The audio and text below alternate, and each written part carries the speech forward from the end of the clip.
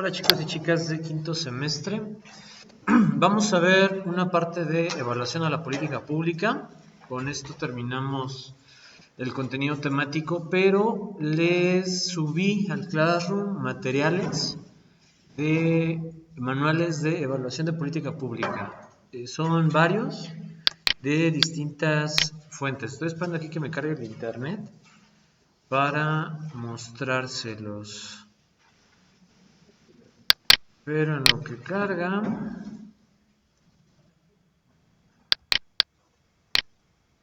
un segundo. Bueno, ahí lo pueden ver. Uno es de Coneval, otro es de... pero los tengo acá, espérenme.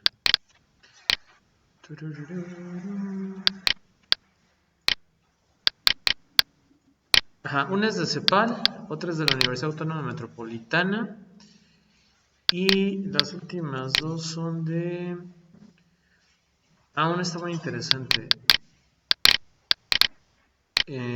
La que se llama Guía para el Diseño, Gestión y Utilización de Evaluaciones de Programas y Políticas Públicas, Salud, es de Eurosocial, ¿no? O sea, es un trabajo de la Unión Europea. Está muy bueno. Y el otro, el que se llama Modernización por Gestión por Resultados, Manual Base para la Evaluación de Políticas Públicas, ese es de... Déjame aquí la fuente...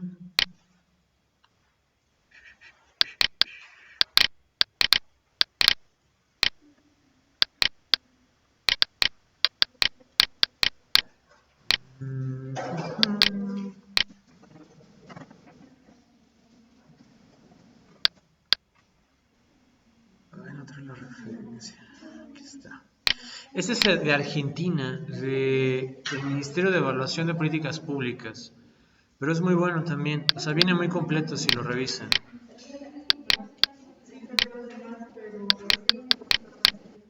Entonces, con eso, pueden revisarlos a fondo por si alguien quiere ver cómo se hace realmente una evaluación de política pública. En México hay un organismo especializado en esto que se llama Coneval, ¿no? Coneval, si ustedes se meten a su página, literal revisan casi toda la política pública del país y hacen evaluaciones y tienen las presentaciones completas y las presentaciones express o las presentaciones resumidas o ejecutivas. Si un día quieren o les toca algún proyecto que traiga una política pública o algo, por Coneval pueden reforzar un poco sus trabajos, ¿no? O sea, son muy buenos los trabajos que ellos hacen. En mi opinión, Coneval trabaja mejor que INEGI, ¿no? Pero bueno, hay que ver, ¿no? Ahora, ¿qué es una evaluación a la política pública? Por cierto, también subí al Classroom la última actualización de la presentación con la que estamos trabajando, por si la quieren checar. Y les puse algunas definiciones. La primera es de la CEPAL, la segunda es de Coneval y la tercera es de una universidad que se llama IEXE, ¿no? IEXE. En esta universidad es la que ha publicado los trabajos de Corso, ¿no? Que les he dicho que es uno de los mejores en políticas públicas.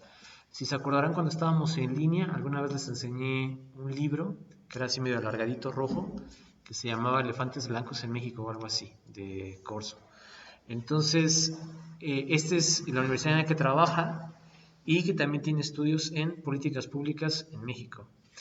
La CEPAL dice que la evaluación a una política pública se define como aquella actividad que permite valorar el desempeño de la acción pública, sea en la forma de un proyecto, ley o política sectorial. La evaluación corresponde a una valorización sistemática de la concepción, la puesta en práctica y los resultados de una intervención en pública que se esté dando o que ya haya terminado. Y se puede hacer una valoración ex ante en la fase de diseño. ¿Para qué nos sirve evaluar la política pública? ¿Quién me dice? ¿Por qué es importante?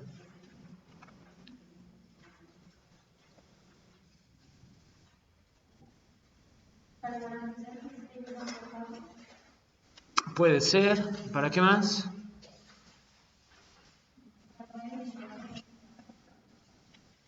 Ok, ¿para qué más? ¿Para qué nos sirve evaluar en términos generales? Ok, Marifer.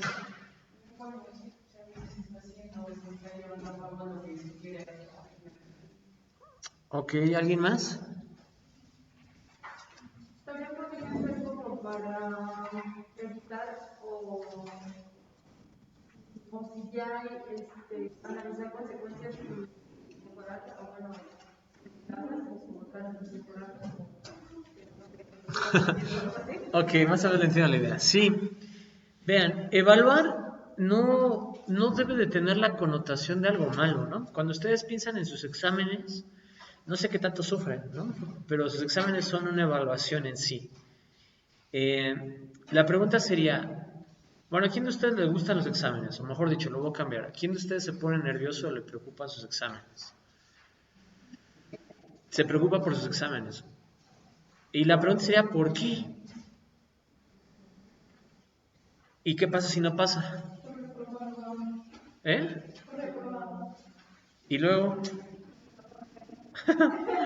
ok, va, a lo que voy es lo siguiente. En México y en países de Latinoamérica compartimos muchas actitudes similares, ¿no? Muchos comportamientos similares, muchos mitos universales. Eh, Entre ellos, que una evaluación siempre es algo malo. Por ejemplo, cuando viene una auditoría a cualquier área, dicen, no, pues toca auditoría, y es como algo malo. O cuando han trabajado en la parte privada y dice, es hora de hacer inventario, ¿no? Es como un momento así de, oh, ¿no? Toca hacer inventario. Pero la evaluación no busca principalmente sancionar, o no busca principalmente regañar, o no busca principalmente lo malo. Al contrario, la evaluación es el único método que nos permite mejorar. Yo por eso siempre les digo, chicos, vamos bien, chicas, vamos bien, si están entendiendo, no están entendiendo. ¿Por qué? Porque desde mi perspectiva soy un 10, ¿no? O sea, ¿no? Pero eso es lo mío. Yo necesito evaluaciones externas para saber si vamos bien o no vamos bien, porque de lo contrario no soy consciente de, ¿no? O sea, hay elementos en mi vida, en mi trabajo, en mis decisiones, en mis relaciones, que se quedan al margen de lo que yo puedo percibir, pero mi percepción siempre es más limitada que la realidad. Entonces, en la evaluación de una política pública, a lo mejor la política pública no fue capaz o no alcanzó a ver algunas consecuencias, algunos fallos, algún desvío de recursos, alguna malversación de fondos, algún mal uso de la política, y entonces se puede adaptar.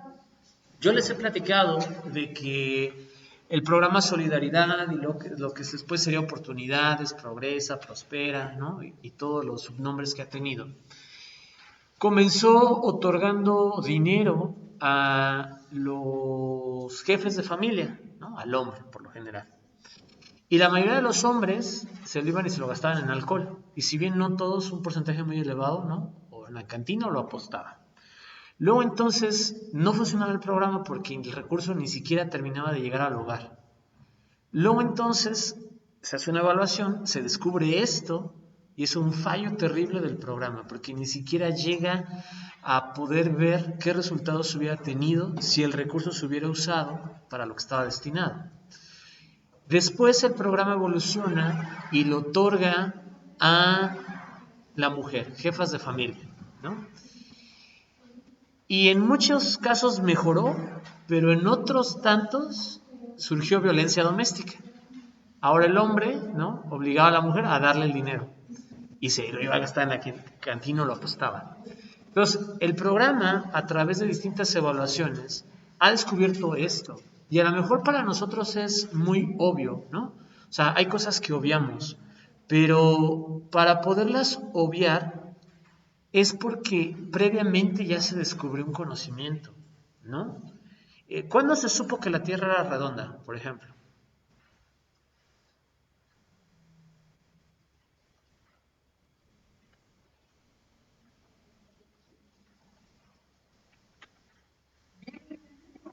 Sí, bien, bien, bien, bien. Es ayer, ¿no?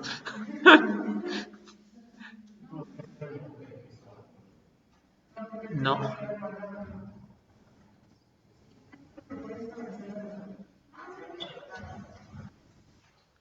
Hay una serie de libros muy interesantes del estilo de cosas que tienes que saber.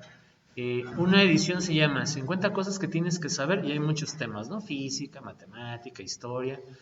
Hay otro que se llama El libro de, ¿no? Y es el libro del arte, el libro del crimen, el libro de la política, ¿no? Y hay otra serie que se llama 365 días para volverte más culto o algo así. Hay edición México, edición internacional y no me acuerdo qué otras ediciones. Sugerencia, necesitan comprarse uno, ¿no? Y aprender una cosa por día. Se sabe que la Tierra es redonda desde la antigua Grecia, ¿no? Y se midió y se calculó la circunferencia de la Tierra con precisión. ¿Cómo se hizo? Para más referencias, búsquenlo ustedes mismos, ¿no? Pero fue en la antigua Grecia. Básicamente se tomó la medida en la que la sombra se colocaba de un palo en una ciudad versus otra ciudad, ¿no? A distintas horas, y a partir de ciertos cálculos se puede sacar la conclusión, uno, que la Tierra es redonda, y dos, cuánto mide. Y eso se hizo en la antigua Grecia. Y hay gente, 2022, ¿no?, que piensa que la Tierra es plana.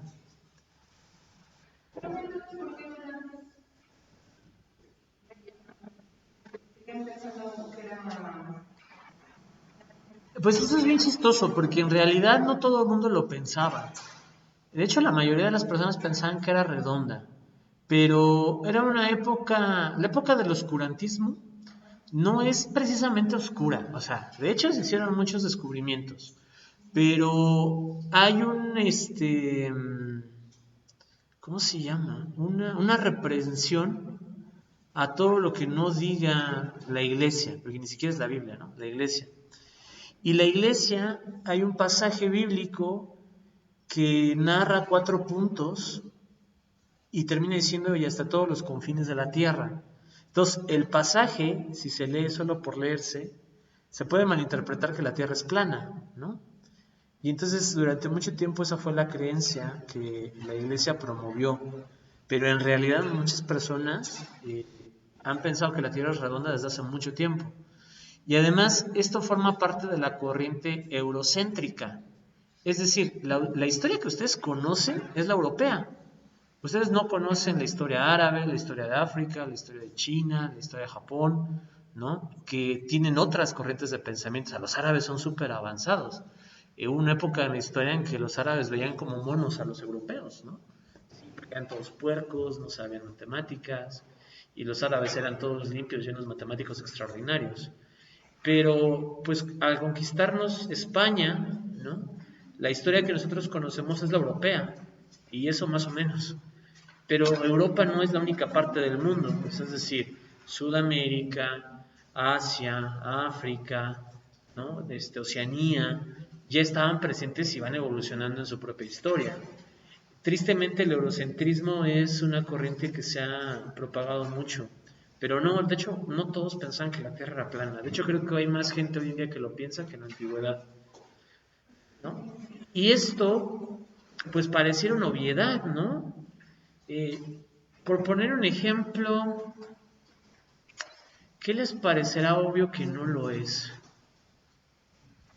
Um,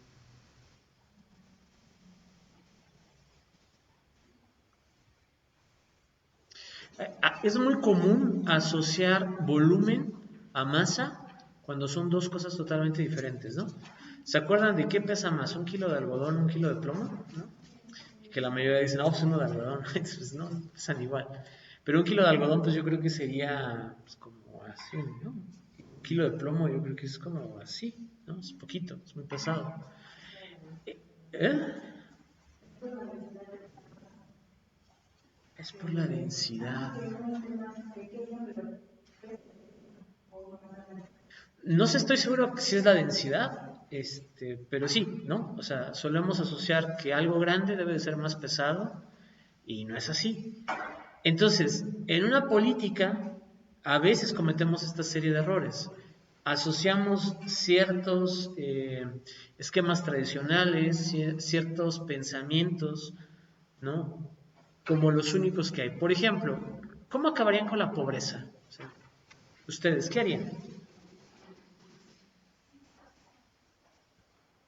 A ver, esta está buena. Vamos a hacer propuestas para mejorar las condiciones de bienestar económicas y de plenitud o de desarrollo humano. ¿Qué haría? Aunque sea imposible, pero ¿qué haría? ¿No?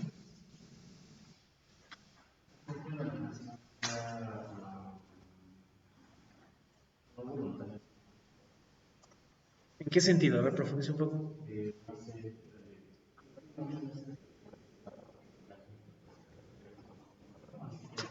Ah, ok.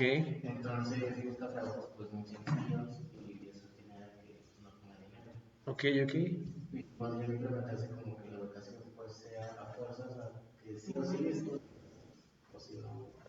Y fíjese que tiene mucho de razón. Habría que precisar el país porque no lo tengo muy presente. Pero no recuerdo si es Corea del Sur o Japón, si es uno de los dos. Si el niño no estudia es una sanción bien grande para la familia, aunque sea entre comillas pobre, ¿no? Porque la educación en esos países es mucho más económica. A ver, tú puedes ir a estudiar, sí, aunque seas pobre, pero hay mucha discriminación al interior de la escuela si eres pobre. Los asiáticos son bien racistas, ¿no? No sé si lo sabían, pero bastante duros. Pero son racistas educados, o sea, es decir, ajá, por ejemplo, nosotros ves el comportamiento en Estados Unidos, ¿no? Los skinhead y otros, y literal se ponen a decirte de cosas en la calle, ¿no? Que mexicano, que africano, o sea, así en la calle. El japonés no, o sea, el japonés no te va a decir nada, pero no va a ser tu amigo. Igual y ni te dice buenos días, si tu casa está inundando va a dejar que se inunde, si tu casa se quema va a dejar que se queme, o sea, ¿me explico? Nunca te ofenderá directamente, o es muy difícil. Pero de ahí a que te integre a su comunidad, nunca. O sea, nunca. Pero es un buen ejemplo. Claro, ¿qué pasa si de una u otra manera hacemos que a fuerzas estudies hasta bachillerato? Me parece una buena opción. ¿Alguien más? Hay que ver, ¿no? Si realmente no en el estudio, porque hay personas que pueden que sí les gusta hacer calificaciones, a lo mejor no les gusta tanto, pero se enfocan como en cuestiones. Por ejemplo, no, la maestría no es como porque no tiene caso de que a lo mejor tú le exijas a él que estudiar y al fin de cuentas a lo mejor literalmente no puede terminar. Ok. O sea, sea como la capacidad que ¿Y usted tendría. qué haría? ¿Cómo lo soluciona? Pues no sé, yo creo que bueno, sería como implementar, no sé, como un objetivo dentro de la educación, ¿Mm? canalizando ya como desde, no sé, la secundaria,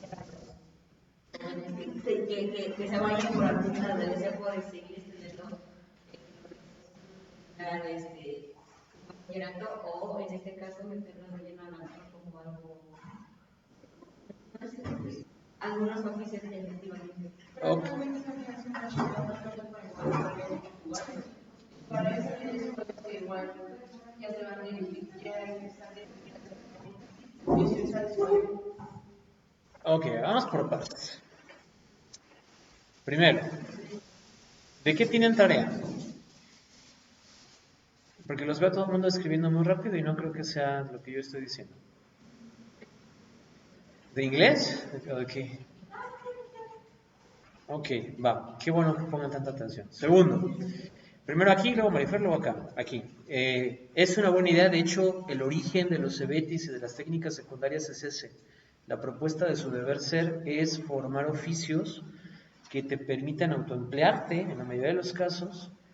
Y de hecho funcionan bien, solo que aquí juega algo en contra que se llama el rol y el estatus.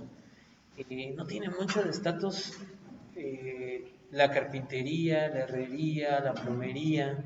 O sea, nada tiene que ver con lo que ganen, porque de hecho algunos ganan bien, ¿no? O sea, ganan bastante bien. Pero sí hay una discriminación, ¿no? Y se ve mucho, por ejemplo, en el crédito, en el acceso a ciertos apoyos o ciertos préstamos, ¿no? Si tú dices herrero, ¿no? Pues bien poco, pero diles que eres el dueño de materiales Vite, ¿no? O sea, que facturas más de 3 millones por semana, o sea, ¿no? Es diferente, pero sí, de inicio el rol no está muy bien aceptado en la sociedad que actualmente estamos. Pero es una buena idea, ¿no? Ambas, o sea, vamos a obligarnos a estudiar, pero no todos pueden seguir la misma línea de estudio, vamos a crear alternativas. Marifer, ¿qué proponen? No, yo estaba diciendo que, No, pues por eso, pero ¿cómo lo arreglan? ¿Qué sugiere? ¿Qué le aumenta? para empezar a dar a un CBT, que es con muchas Ujú. realmente, además de que aquí, por ejemplo, Ok, ¿cómo lo arreglamos? yo haría un estudio económico y abriría otro CBT más cercano a ciertas personas. Y con eso, ahí sí utilizaría el programa de para conseguir empleo el bachillerato, empezar poco a poco a ir formando, porque ellos igual tienen que ser prácticas. Ok. Tienen que ser prácticas, entonces ahí podemos empezar a ver, porque todo es chistoso, porque hay personas que ¿Yo? no, Ah. hay personas que necesitan 3 y 4 horas y dejan de estudiar porque ven que lo pueden conseguir más rápido así. Ese es un buen punto. ¿Qué significa estudiar? ¿No? O sea, ¿para qué estudiamos?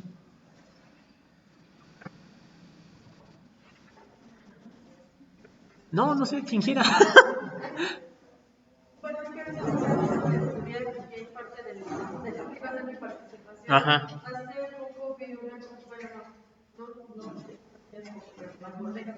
Vi una conferencia en Facebook de una persona que, o sea, no me acuerdo muy bien, pero pensé que es de Latinoamérica, que él decía que bueno, respecto a la educación y a la pobreza, es porque, no sé si realmente tiene que ver con así, es de que por lo general siempre a las personas siempre nos dicen es que tienes que estudiar matemáticas, tienes que aprender matemáticas, español, y nunca preguntan qué es a lo que las personas, o bueno, por ejemplo, los niños, o ya en este caso adolescentes, los que les interesa, porque si realmente dejaran que fluyeran en las cosas que realmente les interesa o que quieren aprender, porque pues sí, podrían ser buenos, podrían estar mejor tratando la educación.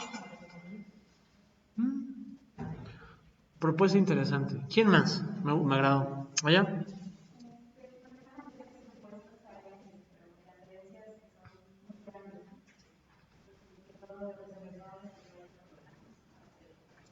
Okay. ¿Usted tiene algún partido político preferido? ¿No? ¿Ni simpatiza por ninguno? Y si tuviera que elegir uno, ¿cuál sería?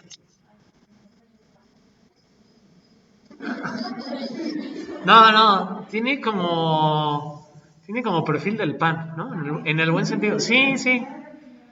Es que esa idea es muy buena idea, pero eh, sí, si nos vamos a los orígenes del PAN, se parece mucho. Pero sí, o sea, es que es una buena idea, muy radical, ¿no? Muy difícil de que se acepte, pero sí, el impuesto a la herencia en algunos países es muy bueno. Por ejemplo, países como Europa, como España, tienen impuestos sobre herencia fuerte. Sí, sí, bastante fuerte. Y si no me equivoco, Italia también. Y es más, en Japón hay algo bien padre. Tú no puedes comprar un carro si no tienes dónde guardarlo que no sea en la calle. Entonces, allá se da un fenómeno bien raro. Tú aquí, si tú tienes el dinero, tú puedes comprar el carro que quieras, sin licencia, sin nada, solo pagas, ¿no? Y ya. En la agencia que quieras o donde quieras, aquí hay un muy buen stock de carros. Aquí en Pachuca, ¿no? Literal. En Japón hay un montón de gente que se puede comprar el carro así y no lo compra porque no cabe en su casa. Y las casas son muy caras. O sea, muy, pero en serio, muy caras. Sí, y en un departamento no tienes dónde guardar el coche. Entonces no puedes tener coche primero si no tienes dónde guardarlo. Y luego ya que tengas dónde guardarlo y lo tienes que comprobar bien documentado. Ahora sí es un examen y es un examen fuerte de manejo, ¿no? Y es un examen teórico práctico. O sea, aquí les he preguntado que si saben qué significa, saben los que son los pasos de cebra, ¿no? Ajá, muy bien. A ver, díganle a los compañeros que son. Para que las personas pasen de un lugar a otro, atraviesen una calle, que son las rayas de colores, esos son los pasos de cebra. ¿Se sabe la nomenclatura de los pasos de cebra? Ajá. Ok. Ajá.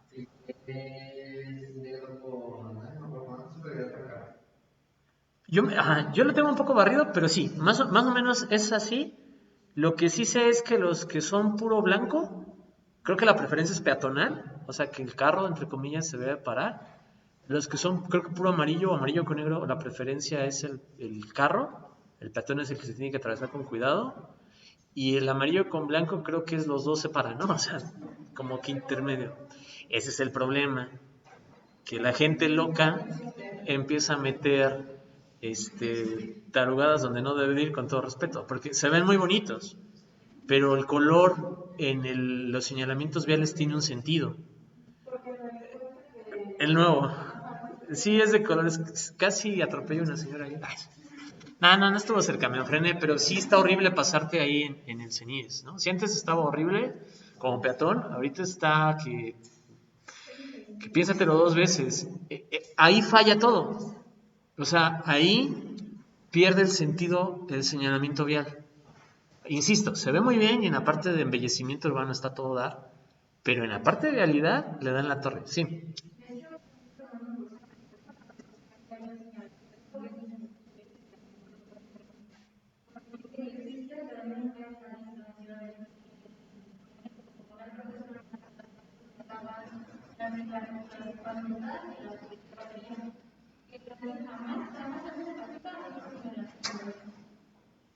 A ver, otra vez. ¿Cómo? Ajá.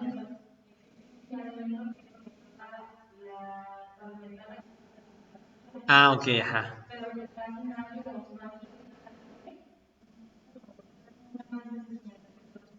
¿Cómo es? Sí. Ajá.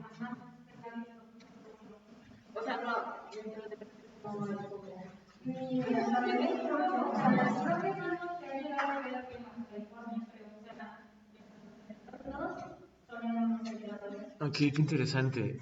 Lo del paso de cebra no me sé bien la nomenclatura, pero más o menos una idea para que sean los colores, ¿no? Pueden estar al revés. Por ejemplo, conocen los carros Tesla, ¿no? Que se conducen solos. Bueno, el Tesla no se puede conducir solo en México, o no es autónomo en México, ¿adivinen por qué? Por los señalamientos. No, o sea, tú a un Tesla te le puedes cerrar y el Tesla se amarra. ¿No? Le tienes que pegar como que de un lugar bien diferente o bien raro y muy rápido para que el Tesla no lo pueda esquivar por sí mismo o no te advierta. Pero un cerrón de Ciudad de México, nada, sí, el carro reacciona bien, ¿no? Pero el carro es más inteligente, o mejor dicho, el carro es entre comillas tan inteligente que es tonto, ¿no? O sea, es decir, lee todos los señalamientos viales. A 50 metros esto, tope, todos, ¿no? Y en México casi no hay. Entonces al carro le falta información para ser seguro manejándose solo. Entonces por eso en México no está como tal, no sé si últimamente, ¿no? Pero hace unos años no estaba como tal, antes de la pandemia, para ponerlo claro, no se podía manejar solo el carro en México. Sí te da los avisos de que se te acercó mucho un carro, de cosas, o sea, sí te avisa, pero que se maneje solo, como es en Estados Unidos, no, acá. Un TikTok que decía, iba a un chavo en su Tesla, que decía que estaba enojado porque cada rato se paraba su carro, porque había un señor en una camioneta, pero en la parte de atrás venía ahí parada, bueno, Ajá. arriba, Lo y detecta como lo peatón. detecté como persona y cada rato se paraba. Sí, es tan inteligente que es tonto, ¿no? Entonces, en ese sentido, para regresar un poco a la política pública, de eso se trata. O sea, hay cosas que nos pueden parecer obvias, que creemos que pueden funcionar, y luego no funciona. Por ejemplo, todo lo que ustedes han propuesto, a mí no me parece mal, ¿no? Y en parte se ha hecho. Pero, por ejemplo, el ejemplo de la secundaria técnica es muy bueno. ¿Por qué no han terminado de funcionar? ¿Por qué no han terminado de funcionar, no? Sería la pregunta. O sea, ahí es donde la evaluación entra con mayor fuerza, en el mejoramiento de lo que ya existe. Vean el puente nuevo que hicieron. Se hace un tráfico espantoso y yo se lo achaco a que es la parada de combis que está ahí a punto de llegar, en ambos lados, ¿no? A futuro se va a modificar esa parada, no sé cómo, o sea, Yo la pondría más atrás, acortaría la banqueta, tiraría el puente. O sea, no sé, ¿no? Pero ahí va a haber una modificación, ¿no? Creo que, que no está tan difícil de arreglar la parte del congestionamiento, tanto si vas para allá como si vas para acá, que estés ahí en esas paradas. ¿No? Creo que no está tan difícil. A lo mejor moviendo la parada solito se arregla. Lo que sí está bien canijo va a ser arreglarla a 24 horas por abajo. Porque si le metes semáforos, que sería lo más adecuado para garantizar la seguridad, sobre todo, bueno, de los dos, del peatón y de los vehículos, la vas a hacer muy lenta, ¿no?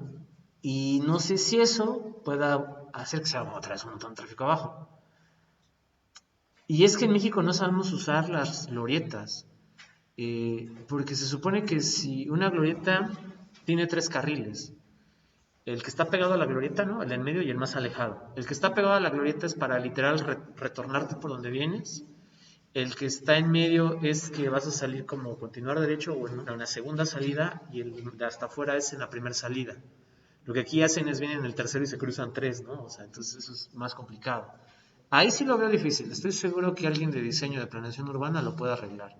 Pero el tráfico es una evidencia de que eso no se planeó bien, ¿no? O sea, de que hubo un fallo ahí. Odalis iba a decir. Ajá. Yo fui a la secundaria, no era técnica, pero sí tenía talleres. Y a veces, o sea, cuando yo fui todavía como que se esmeraban un poquito, y eso porque no era directora. Para que no solo estuvieran por estar, sino que de verdad les enseñaran. Había construcción y, bueno, para hacer cocina, informática, de la máquina de escribir, mecánica, pero o sea, con ella todavía como se trataba de que estudiaran bien, y aún así porque siempre, esta vez estábamos haciendo la elección Ok. en las clases, entonces no se tocó. Luego, pues mis hermanos entraron a la misma secundaria y cada rato los cambian. O sea, no, porque yo entré en primera informática y hacemos los 3 años. Pero ellos no tuvieron cada año, prácticamente no les enseñaron nada porque no se termina como tal, porque les ponen cosas diferentes cada año y no aprenden nada. Y luego lo que dijo de los Ajá. igual que Prodetis, ahí estuve en contra. También, no sé, siento que muchas veces puedo confundir como que están las cosas, pero siento que sí faltaba como un poquito más de separación, o cuando era lo del servicio, casi nunca podías escoger como tú de qué lista te mandaban a donde yo dijera, donde quisiera. Probar materias, pues igual, estabas como que lo peorcito, o sea, nunca ibas a hacer tu servicio a lo que estuvieras aprendiendo.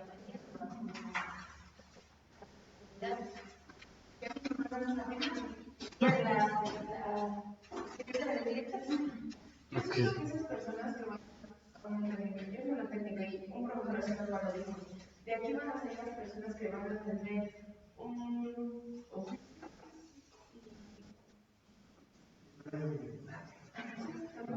¿Cómo? Así que tal cual, el mismo profesor empezó a decir, y yo siento que igual muchos los profesores empezó a decir de, no, pues tú debes seguir hasta la universidad. Tú aquí te quedaste. Y eso es lo que pasa en muchas escuelas. Igual no le había mencionado eso de las escuelas técnicas, porque los planes estaban en el árbol. Yo estaba en mecánica de automotriz. Jamás en la vida me enseñaron a ver cómo achicar el aceite. Ni a poner una lente, nada, mejor no me enseñaron. Entonces yo creo que ahí va dependiendo, pero las personas que sí van a la técnica de decir el 26% de la universidad, llevan una ventaja muy grande.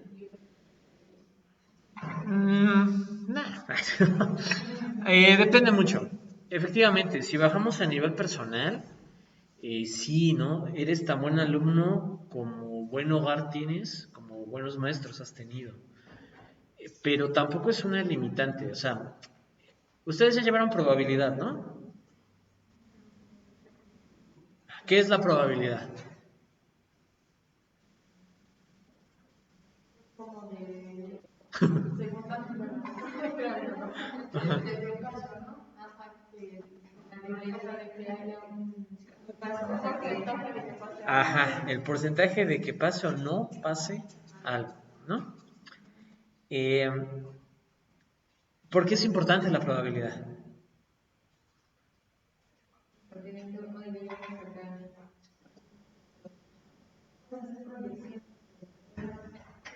dependiendo de lo que vayas a hacer, ¿no?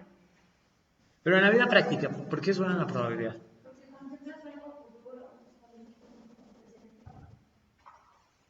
No, precisamente. La probabilidad es para tomar decisiones, ¿no? O sea, para eso es así, en corto, para eso es la probabilidad. Exacto, o sea, el tiempo puede ser uno u otro, pero al final de cuentas es elegir o tomar una decisión. Todos somos susceptibles, por ejemplo, de sufrir algún acto de violencia o de discriminación. Pero hay contextos, hay lugares, hay edades, hay perfiles que la probabilidad nos dice que son más propensos a. Y a veces no nos gusta ver esto por cuestiones de ética y de moral. Queremos ocultar algo que es verdad, ¿no? Por ejemplo, en las iglesias ha habido actos de violencia física, pero menos que en los antros. Pero eso no quiere decir que no te pueda pasar en uno o en otro lugar, te puede pasar en los dos. Pero en uno hay mayor probabilidad y en otro hay menor probabilidad. Y eso es bien importante porque es así en la vida. Hay chicos que fueron a la escuela privada toda su vida y son unos completos inútiles, ¿no? Y hay chicos... ¿eh? No hablo de ustedes, de ninguno de ustedes. Y hay chicos que no tuvieron ni los mejores profesores, ni las mejores educaciones, de escuelas bien marginadas, ¿no? Donde ni computación ni nada aprenden y son unas verdaderas joyas. Y lo mismo, hay chicos que tienen padres con un nivel de estudios impresionante y ellos no saben hacer nada. Y hay chicos que tienen papás que no estudiaron y ellos son una verdadera maravilla estudiando. Pero una vez más, es por probabilidades. Sí, un buen profesor, una buena escuela, dan más probabilidades de que obtengamos un buen alumno. Pero no son las únicas condiciones de un buen alumno, ¿no? O mejor dicho, no es una garantía de un buen alumno. Les voy a platicar algo personal. Les voy a platicar dos cosas. Una para sacar el estrés, la otra para retomar el tema. Una vez yo en la secundaria técnica. A mí me encantaban los jueves, porque los jueves nos tocaba educación física. La primera clase del jueves era flauta, bueno, era música, pero solo vimos flauta. La segunda era educación física. Luego teníamos taller y ya, creo, ¿no? O sea, era un día así como bien light. Bueno, en una ocasión, el de música nunca iba, ¿no? No fue. Entonces nos quedamos jugando en las canchas. Se armaron buenas retas, ¿no? De esas de gol y cambiabas, eran 3 o 4 equipos, ¿no?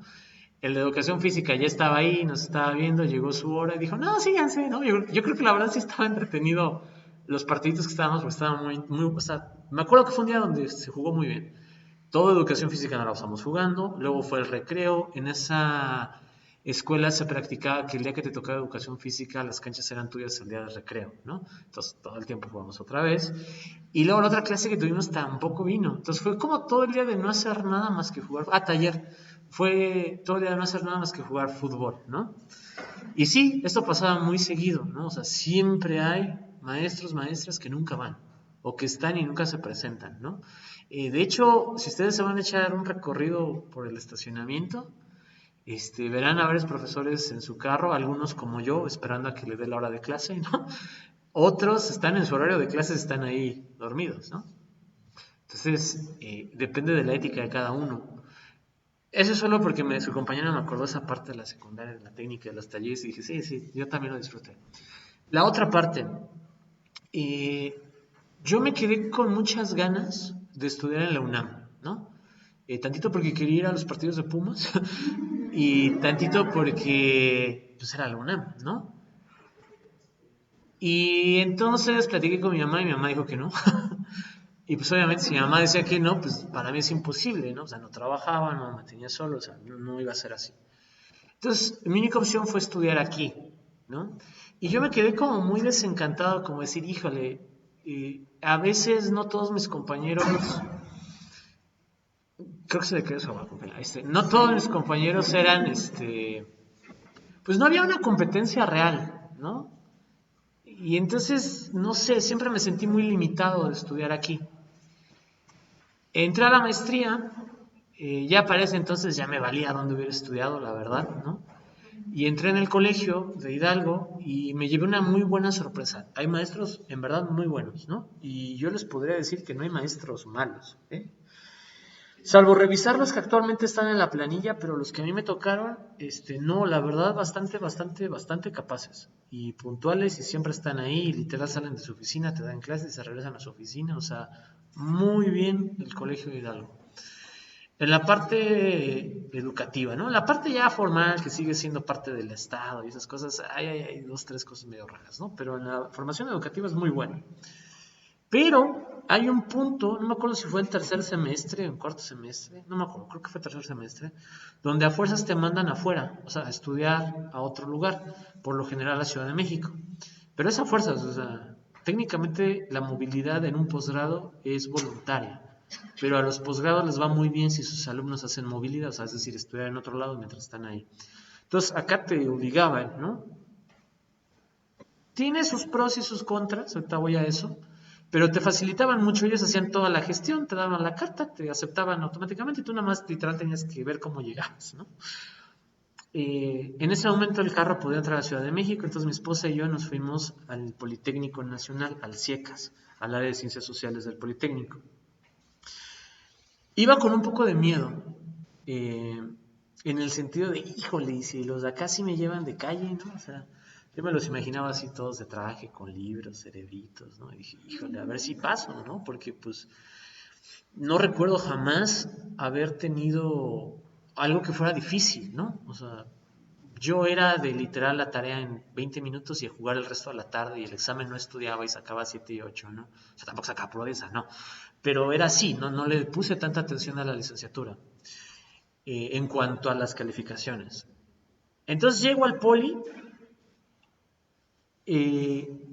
chicos, yo era el mejor, ¿no? Y yo no era el mejor estudiante, o sea, eso sí lo sé. Y era el mejor ahí. Y el profesor que nos daba clases estaba fascinado conmigo y yo con él, porque también sabía un montón de cosas, así como las que luego yo me aviento. Y era, o sea, ha sido una de las clases más bonitas que yo he tomado como alumno, la que me dio este profesor. Hasta tengo ahí mi libreta bien guardada, así sus apuntes, porque a cada rato los repaso para 2, 3 cosas, porque fue muy buen profesor, pero fue muy buen profesor porque yo fui muy buen alumno. O sea, se notaba. Los otros estaban así como, güey, ¿qué es eso? ¿Cuándo? ¿Dónde decía? ¿No? Y yo, pues ahí dice, ¿no? ¿Qué no leíste?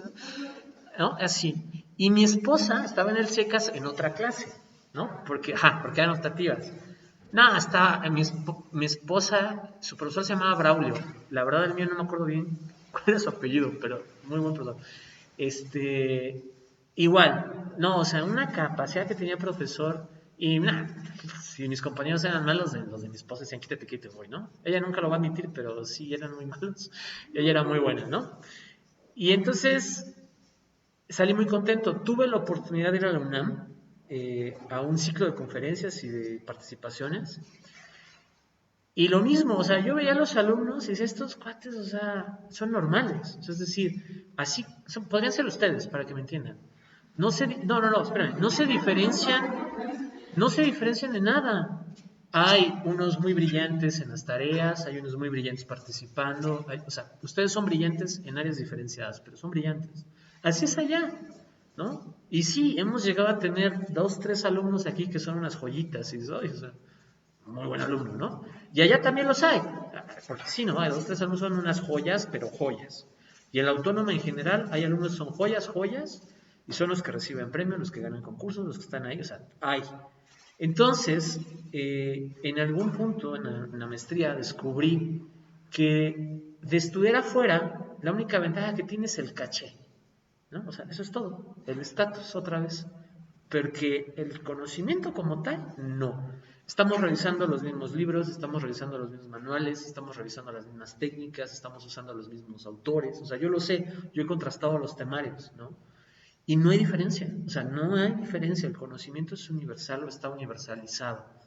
Entonces, por saber o por aprendizaje, no hay limitante, están a la par. Por profesores, bueno, ahí sí flaqueamos un poquito, ¿no? Aquí hay muy buenos profesores, véase Sócrates, ¿no? Con mucha experiencia, con mucho currículum, véase Noé, o sea, véase varios. Allá es un poco más probable que te toque un buen profesor, pero también hay esos profesores barquísimos, ¿no? O sea, en la UNAM, o sea, los hay. Acá yo diría que no hay profesores en planeación en específico tan barcos como en otros de la universidad y como en otras universidades. O sea, eso es seguro. Aquí el estándar está un poquito elevado, en serio, aunque ustedes no lo perciban, se los digo sinceramente. He topado cada cosa y gracias a Dios he conocido o he tratado con distintas universidades a lo largo de mi vida, ¿no? Entonces, sí, yo soy de que conozco a un profesor y le digo, ay, dime cómo es y aquello y todo, y le exprimo todo lo que sé para, ¿no? Para yo conocer. Entonces, sí, he convivido con muchos profesores de muchas universidades y sé muy bien cómo son los niveles. Y he leído y cada universidad tiene a sus profesores más importantes, más significativos. Y cuando hablas de significancia, todos están muy parejos. No, Sócrates le compite de pie a pie a los de la Autónoma, a los del Poli, ¿no? A los del Colmex, o sea, no piensen que no. Donde están los verdaderos genios, y ahí sí no competimos, son en las instituciones internacionales, ¿no? Véase el Banco Interamericano de Desarrollo, la ONU, la CEPAL, Banco Mundial, ¿no? Ahí sí son otro calibre de personas, ¿no? Tú llegas ahí por ser top. Pero pues, obviamente estudiar ahí es muy complicado, ¿no? Entonces, no hay esa gran diferencia. Regresando esto a las políticas públicas, Coneval dice que es fundamental para mejorar el desempeño y las acciones de los programas. Si ustedes mismos no se evalúan a ustedes, si no tienen mecanismos para comprobar sus avances, sus resultados, sus proyectos, no van a saber si van bien o van mal y más allá de eso, no van a saber en qué mejorar, ¿no? En lo que sea que ustedes vayan a emprender, va a haber indicadores, sean trabajadores públicos, trabajadores privados, empresarios, ¿no? Hay indicadores. Y si ustedes no les hacen caso, no los quieren revisar, jamás van a alcanzar el éxito que podrían haber alcanzado. Un ejemplo que me gusta es el de Neymar, ¿no? Un futbolista, y el de Ronaldinho. Si ustedes se ponen a ver, ¿no? Artículos sobre Neymar, sobre Ronaldinho, de algunos periodistas serios, van a llegar a la conclusión de que los tipos se la viven de fiesta, ¿no? O sea, así, drogándose, tomando, fiestas, salud. Y aún así juegan un fútbol impresionante, ¿no? Ronaldinho jugó, Neymar juega. Impresionante. Eh, y luego volteas a ver otro estilo de jugadores, como por ejemplo Cristiano Ronaldo, como Totti, como Pirlo, ¿no?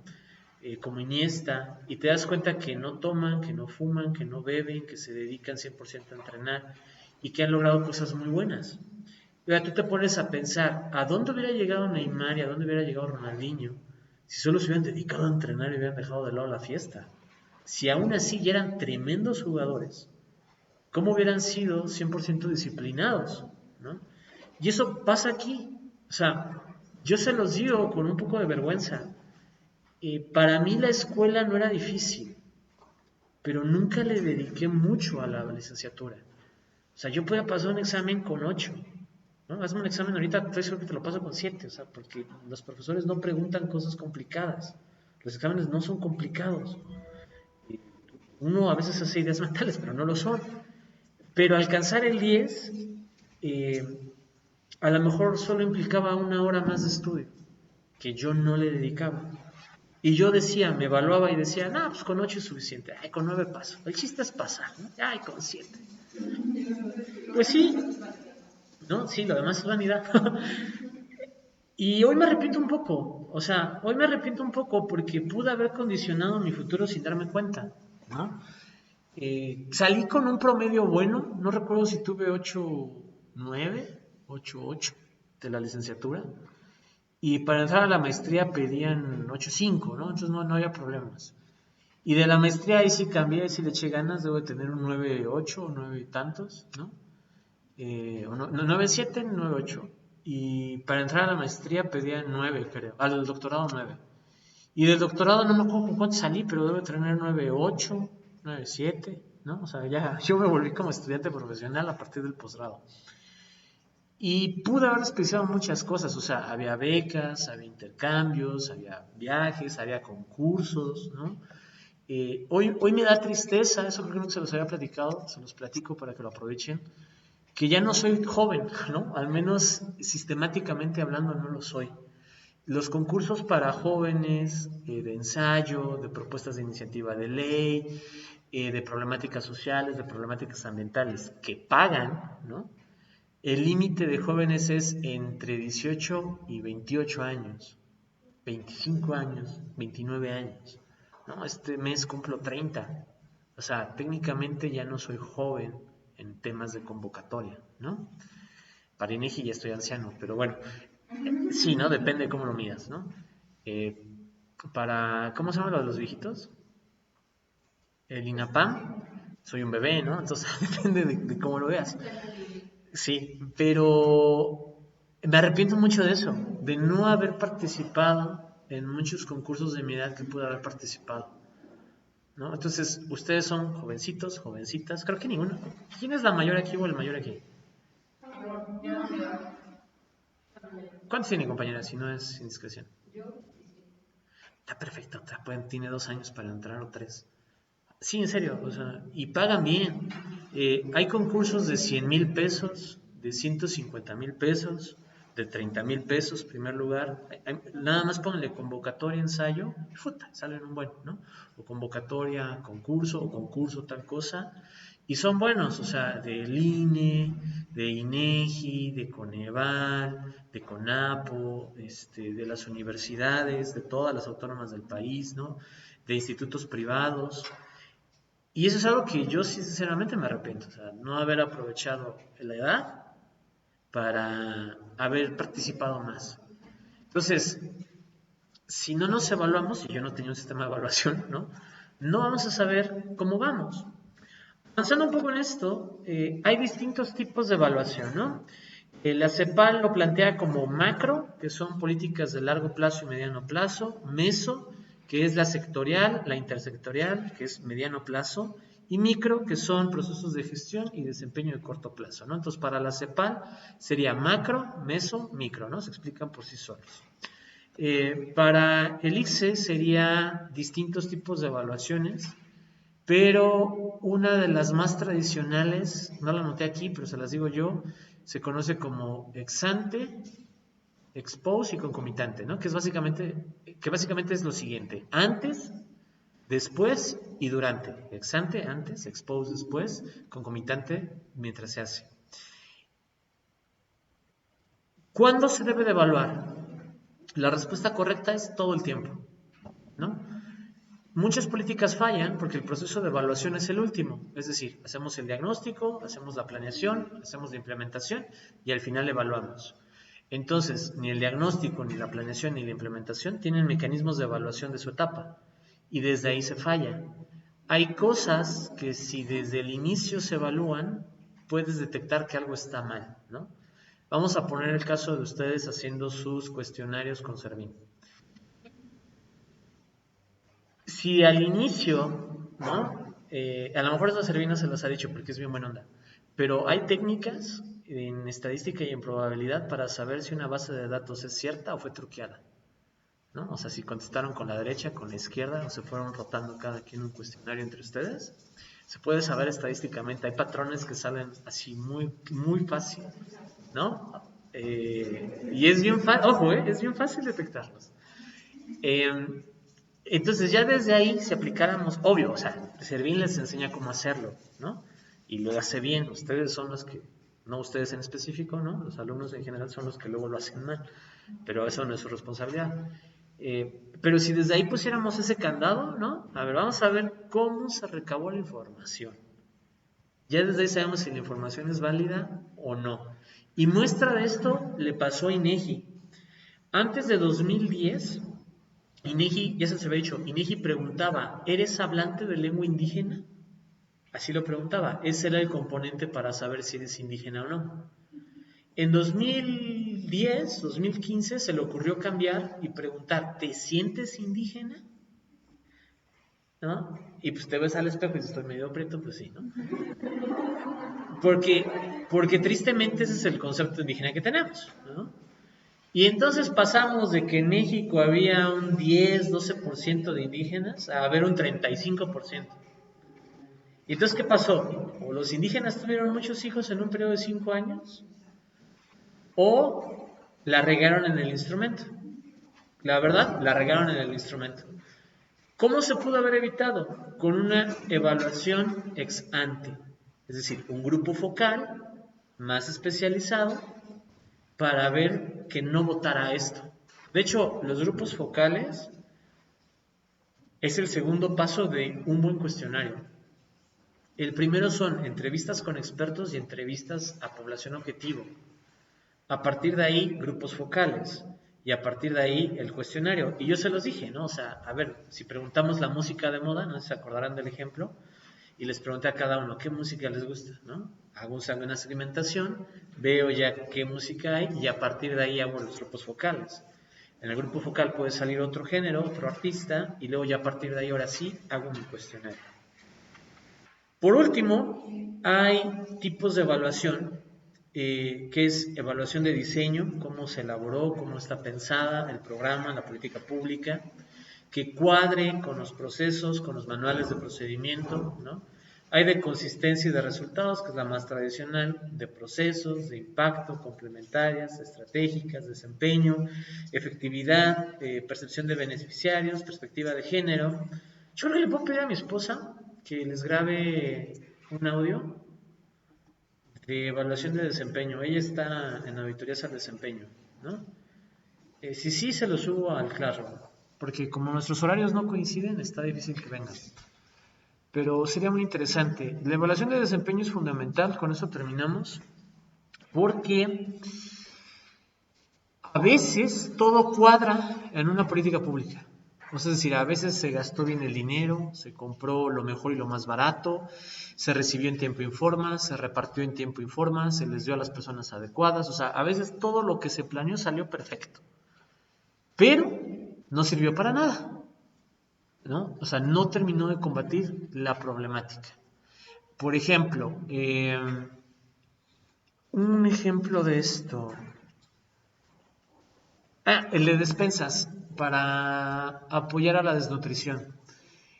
Se compró, esa es una muy buena, se compraron insumos locales, pero no de la región, de otra región, y se apoyaron a pequeños emprendedores para hacer despensas. Entonces venía, por ejemplo, soya, estas cosas son las bolitas blancas chiquitas, ¿cómo se llama? No, otra, más chiquitas. Amaranto, muchas cosas de este estilo, ¿no? Que tienen, no sé, pero muchas cosas de estas super semillas, super alimentos, que tienen muchas buenas propiedades. Se armaron bien las despensas, se gastó muy bien, de hecho alcanzó para más, se hizo un catálogo muy bueno, se les entregó muy bien a las personas, todas se las llevaron bien a casa, todos bien palomitas, no hubo duplicados, no hubo notas falsas, todas las credenciales coincidían, todas las direcciones coincidían. Y luego se volvió a evaluar la nutrición y estaban totalmente desnutridos, ¿no? ¿Por qué? Pues porque no se comieron las despensas, ¿no? Que no sabían cómo se hacía la quinoa, o no sabían cómo se hacía la chía, o no sabían para qué era el amaranto, o no les gustaba, o en su dieta no estaba la harina, o sea, no se comieron la comida. Entonces, si tú ves la política pública en todo su diseño, es perfecta. En su diagnóstico, es perfecta. En su implementación, es perfecta. Pero al final, no ayudó. O sea, no sirvió. Esto solo lo descubre una evaluación al desempeño. Porque las otro tipo de evaluaciones son muy cuadradas. Me gasté 500 pesos, facturas por 500 pesos, estuvo bien, ¿no? Tenía que seguir 3 pasos para hacerla, lo seguí, estuvo bien. Pero el desempeño al final es de lo más importante y no lleva tanto tiempo en la sociedad mexicana o en la administración pública mexicana la evaluación al desempeño. Es bastante reciente y se hace bastante mal todavía, ¿no? Hasta aquí, preguntas, comentarios. ¿Dudas? ¿Cómo van con sus exposiciones?